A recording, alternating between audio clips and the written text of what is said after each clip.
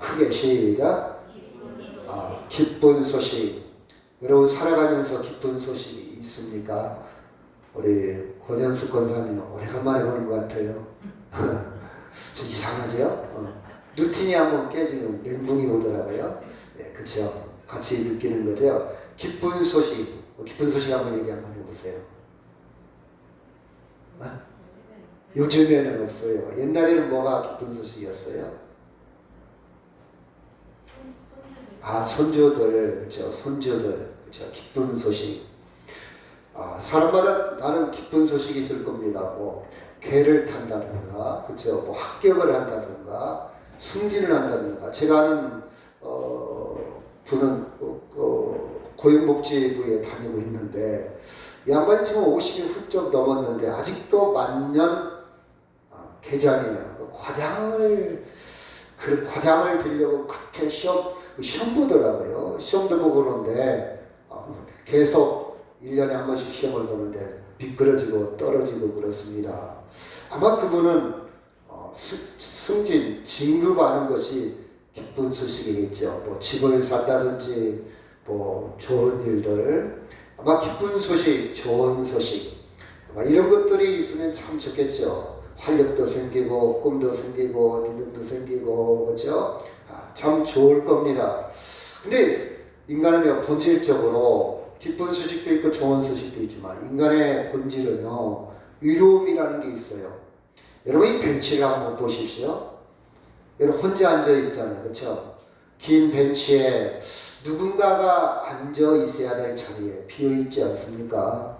인생은요 본질적으로 혼자입니다. 부부가 있고 자녀가 있고 부부가 있고 친구가 있고 인간관계가 있지만 결국은 혼자입니다. 그래서 많은 철학자들도 그런 얘기해요. 대중 속의 고독이라.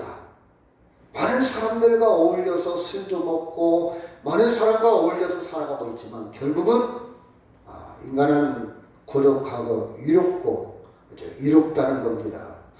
그래서 우리는 그 위로움을 배차하기 위해서 쇼핑을 하기도 하고 여행을 하기도 하고 취미생활을 하기도 하고 그래서 소일거리를 계속 찾죠. 그래서 자기를 뭔가 이렇게 내던집니다. 위로움을 극복하기 위해서 그 어떤 사람은 알코올, 술을 가지고 위로움을 달래기도 하고 그렇죠? 인간은 본질적으로 위로운 존재입니다. 여러분 이 그림을 한번 보십시오. 중국 사람인데요. 참 대단하죠. 자전거를 앞에 끌고 뒤에 아마 바퀴가 있어서 세발 자전거입니다. 엄청난 양입니다. 플라스틱이지만 부피로 따져보면 엄청난 양이에요. 여러분 이 노동에 비해서 그 대가, 보상이 얼마나 될까 저는 생각을 해봤어요. 얼마나 힘듭니까? 또 저걸 모으기 위해서 저걸 끌고 가기 위해서 정말 하루도 빠짐없이 열심히 살아가고 있지만 그 대가 이걸 팔아서 얼마를 받을까 해볼 때 생각해 볼 때 그렇게 보상을 많이 받지는 못할 것 같아요. 제 생각입니다. 저는 허무함을 생각합니다. 인생의 허무함. 내가 젊었을 때 열심히 살았는데 그렇게 돈 벌기 위해서 잠도 제대로 자지는 못하고 피로가 누적돼서 여기도 쑤시고 저기도 쑤시고 관절 허리에도 문제가 생기고 그렇게 열심히 살았는데 열심히 가르쳤는데 열심히 키웠는데 결국 인간은 본질적으로 허무하다는 겁니다. 허무를 다 느껴요. 여러분만 느끼는 게 아니에요. 제가 엊그제 이제는 자고 일어나면요 이 어깨 얄통 있는 데가 통증이 안 가시고 이거 나만 그러나 해서 내가 저 아는 사람 나이가 비싼 사람이 물어왔어요. 당신도 그렇게 일어나면 피로가 다 안 가시거든. 나도 마찬가지지. 그쵸? 나도 마찬가지지. 여러분 뭔가 열심히 살아온 것 같지만 남는 것은 결국 인간의 허무입니다. 같이 한번 읽을까요? 시작. 우리의 연수가 70이요 강건하면 80이라도 그 연수의 자랑은 수고와 슬픔뿐이요 신속히 가니 우리가 날아가나이다. 돈을 많이 벌었든 인생을 성공했든 명예가 있든 사회적인 지위가 어쨌든 인간은 본질적으로 허무한 존재라고 이렇게 이야기합니다. 여러분, 또 한 가지 인간의 본질의 문제를 짚어보면요, 인간은요 미래에 대한 불안이 항상 그림자처럼 따라다닙니다. 불안, 정말 합격할까? 내 사업이 잘 될까? 우리 아들이 성공할까? 그쵸? 쟤들이 결혼했는데 잘 살까? 이렇게 사소한 것부터 시작해서 항상 불안. 그쵸? 그 사람이 돈을 줄까? 그쵸? 그 사람이 약속을 지킬까? 우리는 이 불안 속에 살고 있어요. 그래서 그림자처럼 따라다니는 거예요. 미래에 대한 불안. 내가 아프면 어떻게 하지? 내가 죽으면 어떻게 하지? 그 본질적인 문제까지 해서 모든 것이, 우리는 이 불안을 떨쳐낼 수 없다는 사실입니다. 인간은 본질적으로 세 가지, 철학자들이 얘기한 건데요, 세 가지가 따라다닌다. 뭐라고요? 처음에? 인간은 뭐라고요? 처음에? 본질적으로 뭐가 있다고요? 위로움. 그럴 줄 알았어. 위로움. 두 번째, 허무. 그렇죠. 세 번째, 미래에 대한 불안, 두려움. 이 세 가지가 저나 여러분 모두에게 따라다닌다는 사실입니다. 여러분, 말씀을 잘 들어야 돼요. 제가 이번 주부터는 개개인마다 카톡이 됐든 전화가 됐든 물어볼 거예요. 확인할 거예요. 잘 들으시기 바랍니다. 자, 같이 한번 읽을까? 시작. 여호와는 나의 빛이요 나의 구원이시니 내가 누구를 두려워하리요? 여호와는 내 생명의 능력이시니 내가 누구를 무서워하리요? 시편 기자도 그 마음속에 뭐가 있었다고요? 두려움이 있었어요. 두려움. 이 세 가지 꼭지, 이것을 여러분이 인정해야 정확하게 자기 자신을 돌 줄 아는 능력입니다. 왜 나만 불안하지? 왜 나만 두렵지? 왜 나만 허무하지? 왜 나만 위롭지? 그게 아니에요, 여러분. 누구나 위롭고 누구나 허무하고 누구나 뭐하다고요? 미래에 대한 불안이 있다, 이런 뜻입니다. 자, 왜 그럴까? 왜 그럴까? 이게 없어야 되는데 왜 그럴까? 그 원인을 봤어요. 자, 창세기 1장 30절 시작. 하나님이 지으신 그 모든 것을 보시니 보시기에 심히 좋았더라. 저녁이 되고 아침이 되니 이는 여섯째 날이니라. 원래 인간은요, 하나님 보시기에 심히 좋았더라, 행복하게 살도록 창조되어져 있습니다. 원래 행복하게 살아야 돼. 그래서 우리는 행복하게 살려고 노력하고 있잖아요. 행복하게 사는 것이 인간의 원래 본질입니다. 하나님 보시기에 심히 좋았더라. 원래는 그렇게, 그렇죠, 위로움이나 허무나 두려움 없이 행복하게 살도록 창조되었어요. 그런데 창세기 2장 16절 시작. 여호와 하나님이 그 사람에게 명하여 이르시되 동산 각종 나무의 열매를 네가 입으로 먹되 선악을 알게 하는 나무의 열매는 먹지 말라. 네가 먹는 날에는 반드시 죽으리라 하시니라. 행복하게 살기 위해서는 질서가 필요해요. 제가 이걸 고등학교 때 내 친구한테 전했어요. 야, 인간은 이래서 죄가 시작됐다. 야, 너가 믿는 하나님 뭐들 그걸 만들어놨냐? 그걸 안 만들었으면 그런 일도 불상사도 생기지 않았을 거 아니냐? 이렇게 얘기하더라고요. 내가 그랬어요. 야, 그러면 또 교통신호등 뭐대로 만드냐?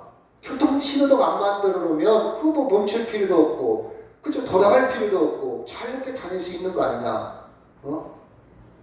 그러면 죄를 범해놓고 사고 내놓고 저 신호등 때문에 내가 사고 났다, 그렇게 핑계할 거냐? 원래 신호등의 목적은 질서 있게 잘 살고 서로 함께 더불어 행복하게 살라고 교통신호등을 만들어 놓은 것이지 고통을 주려고 만들어 놓은 건 아니다. 근데 인간이 욕심이 과해서 그 신호등을 무시하고 자기 바쁘다고 옆에 사람 보지 않고 자기만 생각하다가 충돌이 일어나서 사고가 벌어지는 거야. 그렇죠? 인간의 욕심이 과해서 하나님처럼 되려고 그 욕망 때문에, 그렇죠, 이 질서를 파괴했다는 사실입니다. 그래서 3장 5절 시작. 너희가 그것을 먹는 날에는 너희 눈이 밝아져 하나님과 같이 되어 선악을 알 줄 하나님이 아심이라. 여자가 그 나무를 본즉 먹음직하고 보암직하고 지혜롭게 할 만큼 탐스럽기도 한 나무인지라. 여자가 그 열매를 따먹고 자기와 함께 있는 남편에게도 주매 그도 먹은지라. 하나님과의 관계가 파괴되었습니다. 여러분, 가정이 행복하려면 두 사람의 관계를 존중해야 됩니다. 질서가 있어요. 일방적이면 안 돼요. 여러분, 결혼이 뭡니까? 서로 돕는 거요. 서로 돕는 것이 결혼이지, 나를 주장하고 내 마음대로 일방통행하는 것이 결혼이 아닙니다. 만약 일방통행한다면 그 가정은 오래가지 못해요. 오래가지 못해요. 그렇죠? 여러분, 마찬가지로 질서는 참 좋은 거예요. 서로를 위한 겁니다. 그렇죠? 그런데 인간은 그 질서를 무시해버렸어요. 하나님과의 질서를 무시해버렸어요. 결국 하나님과의 관계가 깨진 거예요. 신뢰가 깨진 거예요. 약속이 깨진 거예요. 깨졌습니다. 그래서 어떻게 됐냐? 자, 3장 17절 시작. 아담에게 이르시되 네가 내 아내의 말을 듣고 내가 내게 먹지 말란 나무의 열매를 먹었은즉 땅은 너로 말미암아 저주를 받고 너는 내 평생에 수고하여야 그 수산을 먹으리라. 땅이 내게 가시덤불과 멍키를 낼 것이다.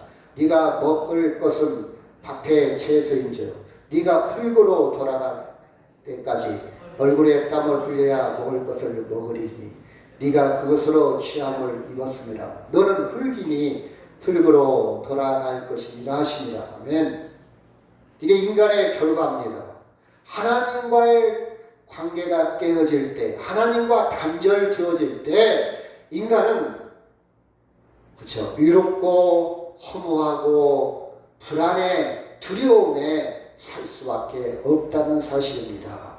그래서 행복을 찾아서 열심히 일하고 열심히 땀 흘리지만 여러분, 진정한 행복을 누리지 못하고 인생은 허덕이며 땀을 흘리며 살아가고 결국은 흙으로 돌아가는, 흙에서 나서 흙으로 돌아가는 무가치한 삶으로 끝날 수밖에 없다는 사실입니다. 그렇죠? 자, 창세기 4장 6절 시작. 여호와께서 가인에게 이르시되 네가 분하여 하면 어찌 됨이며 안색이 변하여 하면 어찌 됨이냐. 7절 시작.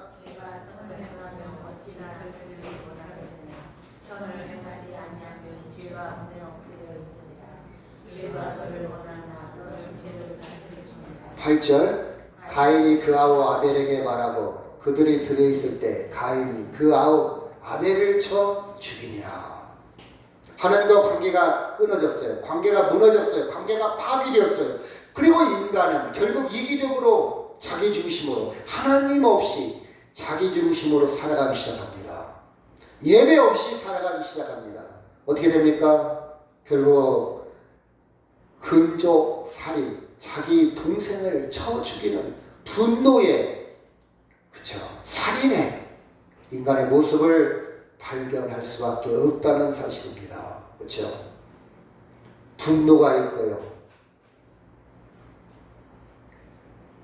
이사야 52장 6절. 그러므로 시작. 그러므로 내 백성은 내 이름을 알리라. 그러므로 그날에는 그들이 이 말을 하는 자가 나인 줄 알리라. 내가 여기 있느니라. 7절 시작.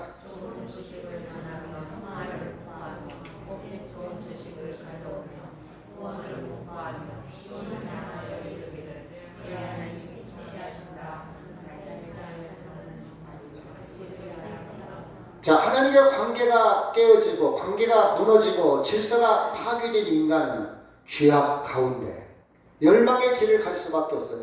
자기 동생을 죽이는 멸망의 길을 갈 수밖에 없어요. 그런 인간을 하나님은 내버려 두지 않고 무슨 소식?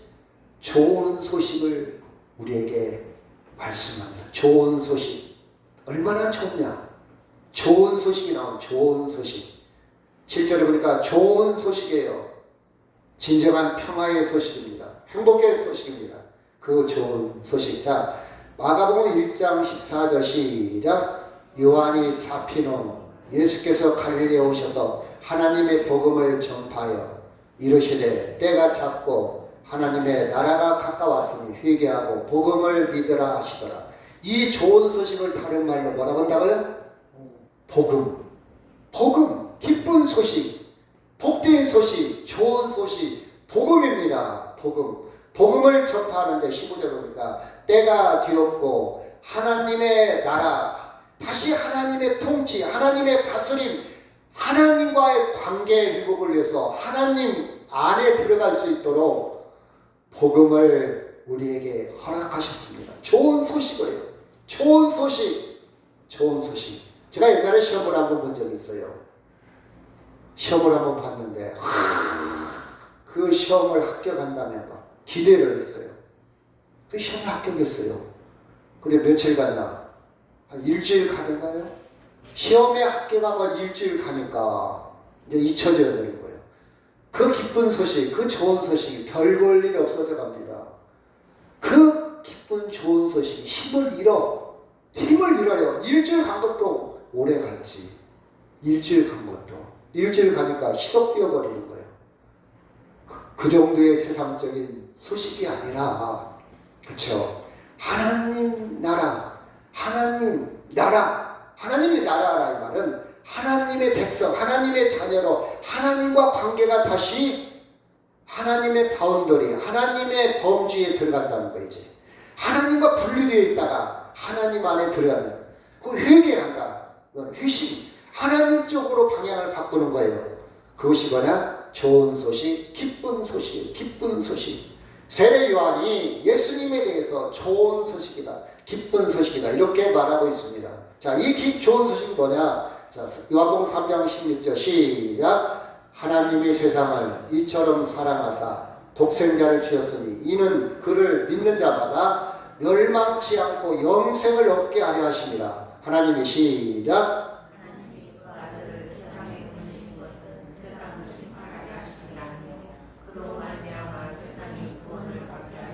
하나님이 나를 불렀을 때, 야!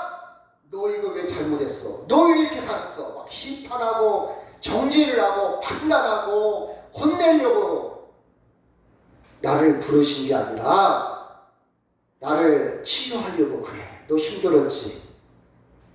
너 얼마나 마음고생이 컸냐? 너 얼마나 망가져 있었냐? 너 얼마나 헛된 인생을 살았냐?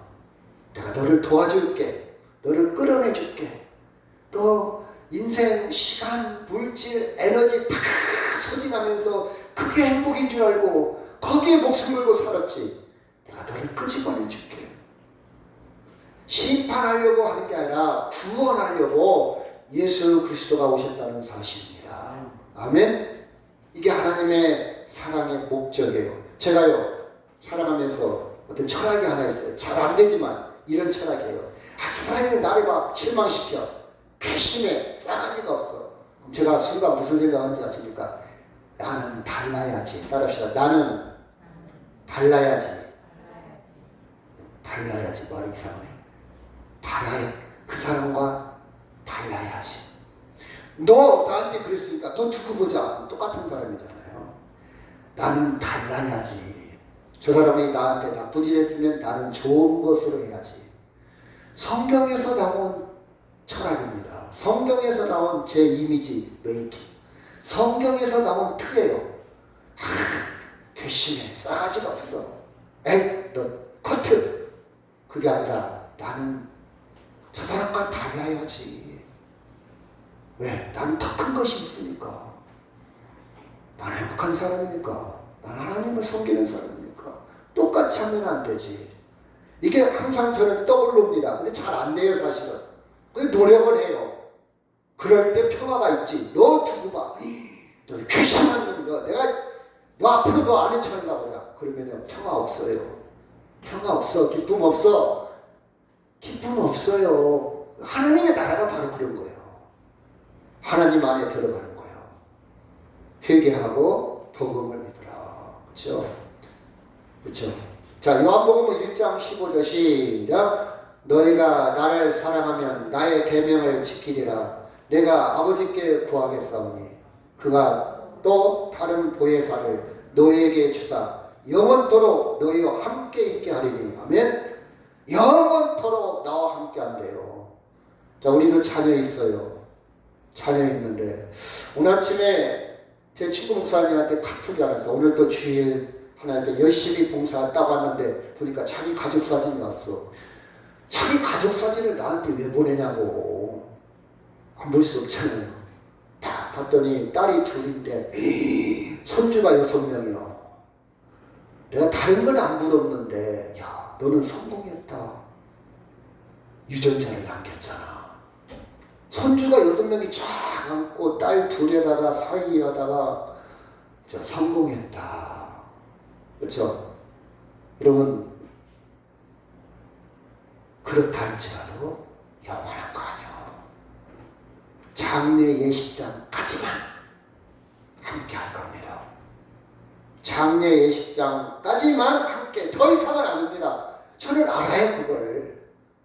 사랑스럽고 뭐 도와주고 싶고 정말 그렇죠. 자녀가 손주가 그렇죠. 근데 장례 예식장까지만, 거기까지만 능력이요. 거기까지 더 이상 아니요. 뭐 산지에 와서 묘지 와서 아무 상관없어. 차원이 달라. 내가 죽었는데 산소 묘지에 온 거 전혀 차원이 달라. 그거 기대하지 마세요. 저는 알아요.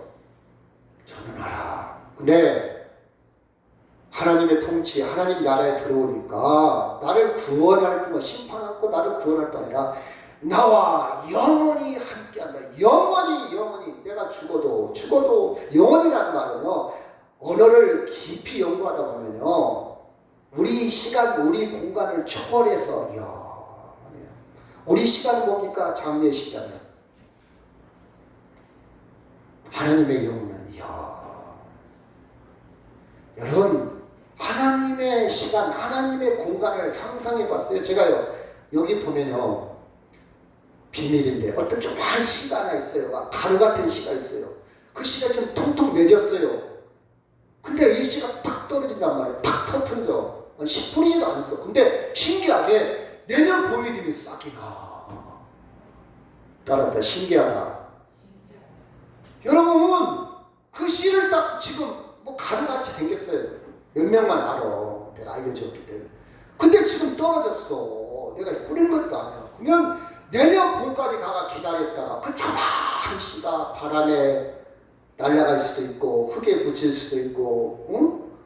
그쵸? 근데 어떻게 그 화단에 하나 떨어져가지고 내년 봄까지 기다리다가 가을 지나 겨울, 추운 겨울을 지나다가 어떻게 그 생명체가 땅에 뿌리를 내리고 분명히 내년에 또 꽃 필 거예요. 거의 지금 10년째 꽃을 피고 있으니까. 신기하지 않아요? 저는 그게 보인단 말이에요. 하찮은 식물도 생명이 있는데 나에게 생명이 없다고? 하나님이 없다고요? 여러분, 증명해봐. 없다면 증명해보라고. 증명도 못하면서 왜 안 믿냐고요. 그쵸? 어떻게 증명할 거예요? 그 가루 같은 씨가 내년 봄에 준비하고 있다는 것을, 야, 너는 몇 달을 준비하고 태어나냐? 어떻게 또 계절을 맞춰서, 시간을 맞춰서 봄에 또 태어나냐, 이 말이에요. 봄에 태어나냐? 봄에 태어나냐? 그쵸? 자, 그뿐 아니라 영원히 함께하는 것을 구체적으로, 자, 요한복음 15장 42절 시작. 죽은 자의 부활도 그와 같으니 썩을 것으로 심고 썩지 아니할 것으로 다시 살아나며 욕된 것으로 심고 영광스러운 것으로 다시 살아나며 약한 것으로 심고 강한 것으로 다시 살아나며 육의 몸으로 심고 신령한 몸으로 다시 살아나니 육의 몸이 있은즉 또 영의 몸도 있느니라. 아멘. 부활을 설명하는, 부활. 우리 육체는 썩을 것인데 내가 예수 믿고 썩었지만 썩지 않는 것으로 다시 부활하고, 욕된 것, 제가 살았을 때 참 지저분하게 살았잖아요. 그 욕된 것으로 내가 심었는데 영광스러운 하나님의 모습으로 다시 살아나고, 약한 것으로 살았는데 강한 것으로 다시 살아나고, 육체의 몸으로 심었는데 신령한 몸으로 다시 살아나니 육의 몸이 있은즉 또한 영의 몸도 있느니라. 저는 이게 믿어져. 이 말씀이 믿어진다고. 말씀이 믿어. 내 세상에 누구 말을 믿겠어? 우리 아버지, 우리 어머니 말 믿을 건 있죠. 하지만 생명에 관해서는 안 믿어. 내가 과학자의 말을 믿겠어? 내가 정치가의 말을 믿겠어요? 하나님 말씀 나는 믿어. 아무리 물리학자, 아무리 유명한 아인슈타인, 철학자, 그 사람 생각을 내가 믿겠냐고. 한 부분은 일리가 있지. 이거 공감이 되네. 이거 괜찮네. 받아들이는 면은 있죠. 그렇지만 생명에 관한 한 나는 그 사람들 말보다 하나님 말씀을 믿어. 아멘. 내 영혼을 누구한테 부탁하냐? 내 아인슈타인한테 내 영혼을 부탁합니까? 아니면 누구한테 부탁해요? 유명한 정치인한테 내 영혼을 부탁해? 김대중 선생한테 내 영혼을 부탁하냐고요? 어림없는 소리. 내 영혼은 이렇게 확실하게 말씀을 통해서 우리에게 가르쳐 주신, 부활을 통해서 보여주신 예수님께 내 영혼을 부탁하는 거예요. 아멘. 자, 보라. 시작. 보라, 내가 너에게 비밀을 말하노니 우리가 다 잠잘 것이 아니요 마지막 나팔에 순식간에 호련히 다 변화되리니 나팔 소리가 나매 죽은 자들이 썩지 아니할 것으로 다시 살아나고 우리도 변화되리라. 이 썩을 것이 반드시 썩지 아니할 것으로 있겠고 그 죽은 것이 죽지 아니함을 입으리라. 우리가 하나님처럼 변화가 되는 거예요. 이 육체는 썩어. 이거 비밀이야, 비밀. 비밀은 많은 사람이 아는 게 아니야. 아는 사람만 알아. 믿는 사람만 알아. 안 믿는 사람은 사실은 몰라. 여러분, 예수 안 믿는 사람한테 이 얘기해봐요. 웃기고 있네 그럴 거예요. 비밀이기 때문에. 비밀이야, 비밀. 비밀. 변화가 돼, 변화. 영원한 하나님의 생명체로 변화돼. 전혀 다른 차원으로 변화돼. 여러분, 매미가 2주 동안 태어나서 울기 위해서 5년에서 7년 동안 땅속에 들어있어. 땅속에 애벌레로 유충으로 성충이 되는 거예요. 변화가 돼. 전혀 다른 모습으로. 신비스럽지 않아요? 신비스럽잖아요. 저는 세상이 너무 신비스러워. 다들. 나도 신비스럽고. 그렇죠? 변화들 변화. 자, 누가복음 14장 18절 시작. 다 일치하게 사양하여 한 사람은 이르되 나는 밭을 샀음에 아무래도 내가 나가 보아야 하겠으니 청컨대 나를 양해하도록 하라 하고. 19절 시작.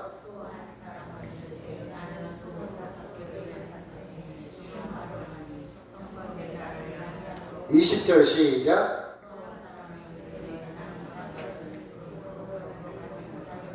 어떤 부자가 잔치를 배설을 했어요. 사람을 초청을 했어. 아이고, 양해 부탁합니다. 내가 밭을 사서 지금 바빠서 그 밭이 어떻게 됐냐 한번 가봐야 됩니다. 저는 소를 사가지고 오늘 주일날 시간이 없네요. 저도 장가는 1년 뒤 대사 아닙니까? 장가 가야 되는데 시간이 없네요. 이렇게 다 이유를 대죠. 이유를 댑니다. 여러분, 이유를 대요.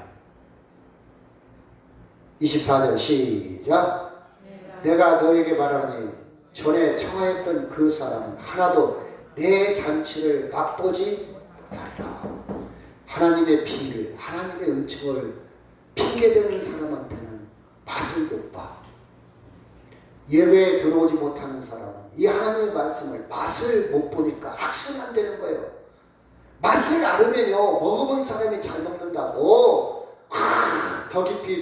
제가요, 책을 일주일에 한 2권 정도 읽어요. 책의 맛을 알아. 맨날 도서관 가서 책을 봐요. 맛있어, 막 새로운 게 있어요. 요새는 AI에 대한 책, 요새는 챗 GPT라는 책을 또 보고 있어요. 모르니까, 무식하니까. 이게 도대체 뭔 말이야? 인공지능이 뭔 말이야? 조금, 그쵸? 아니면 뇌과학에 대해서 내가 모르는 분야, 미술사에 대해서 막 새로운 것이 있고 새로운 여행, 새로운 사실 재밌어요. 맛을 아니까 계속 책을 빌려달라는 거예요. 계속 봐요. 계속 봐요. 맛을 알아. 영적인 사실도 마찬가지예요. 하나님의 맛을 알아. 근데 계속 예배를 거부하고 계속 하나님 말씀을 보지도 않고 듣지도 않는 사람은 하나님의 맛을 몰라. 맛을 몰라. 그럼 무엇으로 다른 것으로 대처를 하겠죠. 다시 악순환 돼요. 그렇죠?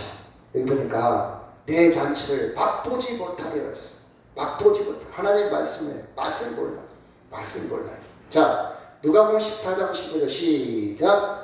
함께 먹는 사람 중에 하나가 이 말을 듣고 이르되 무릇 하나님의 나라에서 떡을 먹는 자는 복되도다 하니. 떡은 하나님의 말씀을 말합니다. 하나님의 양식을 말합니다.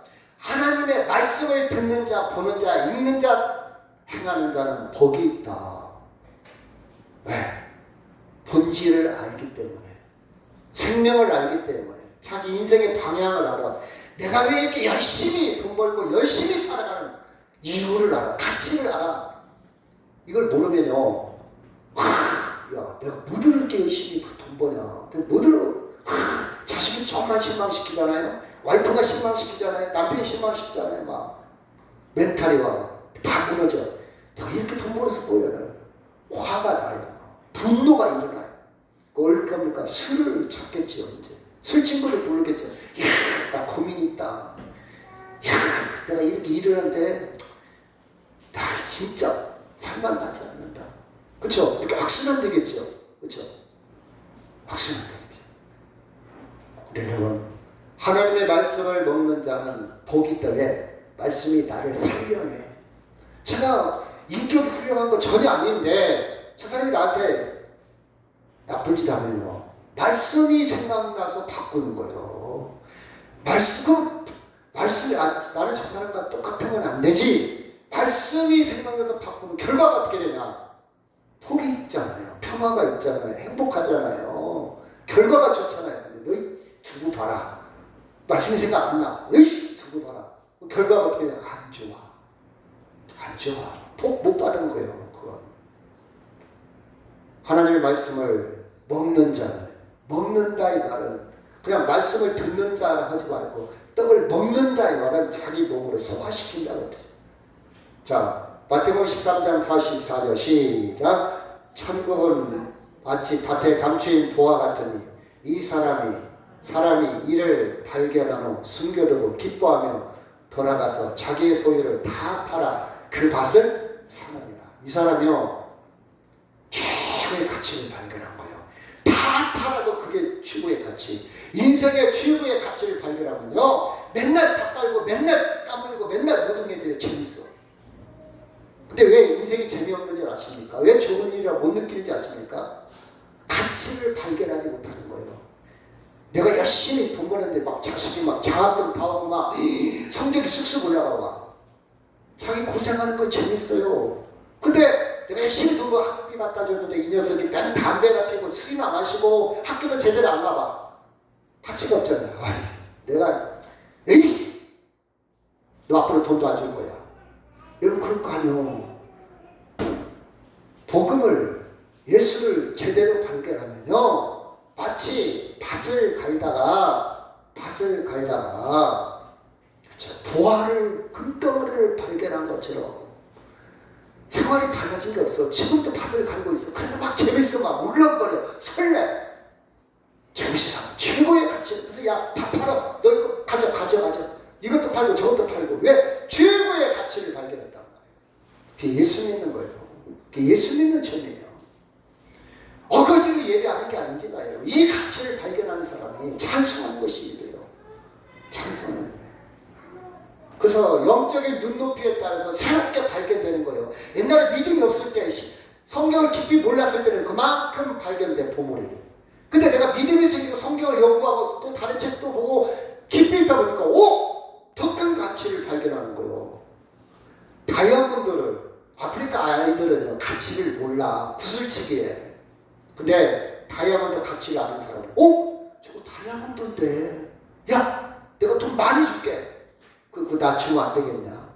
산단 말이에요.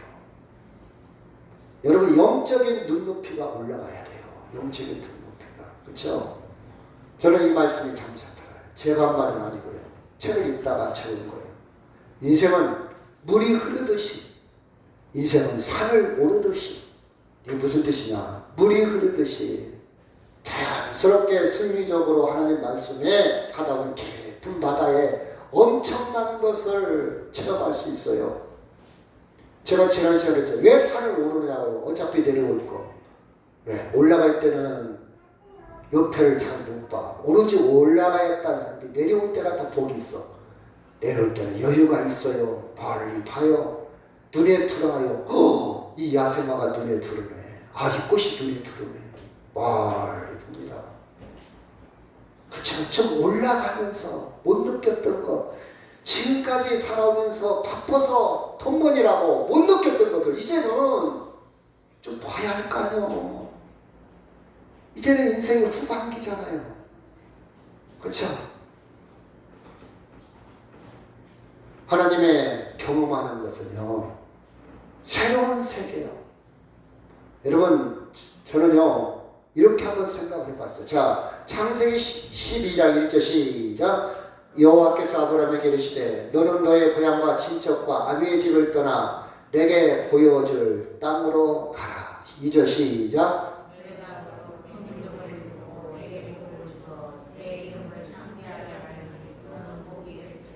아멘. 역사를 왜 배웁니까? 그 역사 속에서 나도 이렇게 살아야지.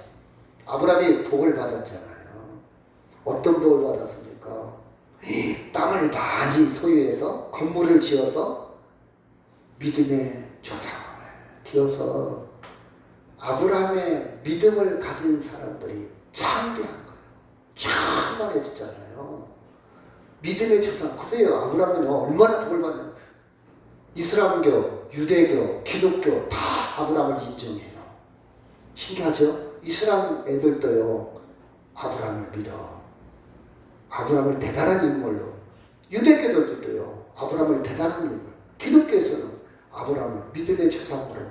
그렇죠? 이렇게 창대해졌어요. 저는 그 역사를 알아요. 그 껍질 속의 알맹이를 알아요. 다시 말해서 우리는요 암모니즘, 다시 말해서 돈의 세상의 모든 방식이 돈이잖아요. 막 돈에 세계되어서 돈 막 이 모든 것으로 가치, 평가, 척도를 돈으로만 생각합니다. 호텔을 갔는데 티코를 타고 가니까 좀 비켜주실래요? 유진차를 딱 타고 키 주십시오. 제가 주차하겠습니다. 이게 세상이잖아요. 이게 금수저와 흑수저요. 티코는 좀 비켜주실래요? 돈이 있어야 되겠구나. 돈. 이게 막 학습되어지고 경험하고 이것이 우상이 된 거예요. 이 시스템으로 가는 거예요, 세상은. 근데 우리는요, 암몬 시스템이 아니라 하나님 시스템이에요. 저는 하나님 시스템으로 가는 거예요. 이걸 뛰어넘어서. 돈이 나쁘다는 게 아니라 돈을 뛰어넘어서 하나님 시스템으로, 하나님 공식으로 가는 거예요. 창대하가 되고 복을 받은 것이 보인다 이 말이에요. 자, 4절 시작. 이에 아브라함이 말씀을 따라갔고 롯도 그와 함께 갔으며 아브라함이 하란을 떠날 때 75세였더라. 여러분 보십시오. 저는요 복의 근원이 될 때까지 아브라함이 그냥 된 게 아니에요. 여러분 아브라함이요 갈대아우르 메소포타미아 보면 당시에 바벨론 메소포타미아는 그때 당시에 티그리스 유프라데스 강인데 최고의 문명을 누렸어요. 철기 문화, 최고의 문화. 여러분 거기를 떠나는 게 쉬운 게 아니에요. 그런데 그가 부자로 살았어요. 부자로 사는 것이 인생에 허무하고 외롭고 미래에 대한 불안이 그 속에 있었을 거야 아마. 그런 갈증이 있었을 거예요. 하나님과의 관계성이 말씀이 들어온 거예요. 말씀이. 여러분 성경을 읽을 때 단편적으로 읽지 말고 좀 깊이 있게 보면요 쉽게 말씀을 따라가는 게 아니에요. 사실은 그냥 간단하게 기록했지만 말씀을 따라간다는 게 쉬운 일은 사실 아닙니다. 네, 온 그때 당시에 시족 사이잖아요. 부족 다 정리해서 떠난다는 것은 땅을 포기하고 관계를 포기하고 사회적인 지금까지 터전을 다 포기하고 말씀에 순종하는 거. 이 결단 쉬운 게 아닙니다. 여러분, 쉬운 게 아니에요. 내가 지금까지 살아왔던 것, 지금까지 했던 습관, 여러분, 술을 끊는다고 못 끊어요. 본인은 끊을 척했지만 다 알고 있어요. 못 끊는 거. 참고 있을 뿐이지 못 끊어. 쉬운 게 아니에요, 이게. 제가 알코올 중독자들을 상담하다 보니까 쉬운 게 아니더라고. 저는 술을 먹어서 잘 모르는데. 쉬운 게 아니야. 근데 돈의 사슬에서 하나님 쪽으로 바꾼다는 거 쉬운 게 아니에요. 쉬운 게 아니야. 말씀을 따라 정리하고 간다? 쉬운 게 아니야. 이 결단이 왔을 때에 그 복의 근원이 될 수 있다는 사실입니다. 주님은 우리에게 길을 제시합니다. 분명한 길을 제시해요. 같이 한번 읽을까? 시작.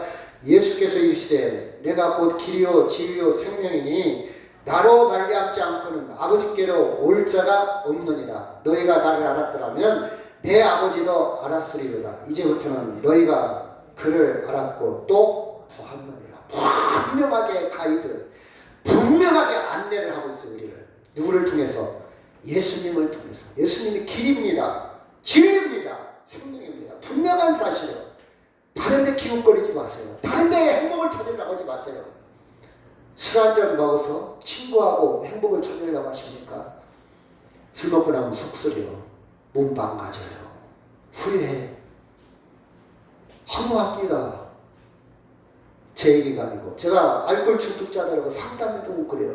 이구동성으로 그래요. 술 먹고 깨나면 허무해요. 허전해요. 경제적으로도 힘들고요. 그 친구 그냥 내 코스프레 했을 뿐이지 진정한 친구도 아니고요. 그게 고백이에요. 그게 고백이에요. 근데 예수님은 분명하게 말해요. 내가 길이다. 다른 데 기웃거리지 말아라. 다른 데 가서 기웃거리지 말아라. 내가 길이고 진리고 생명이다.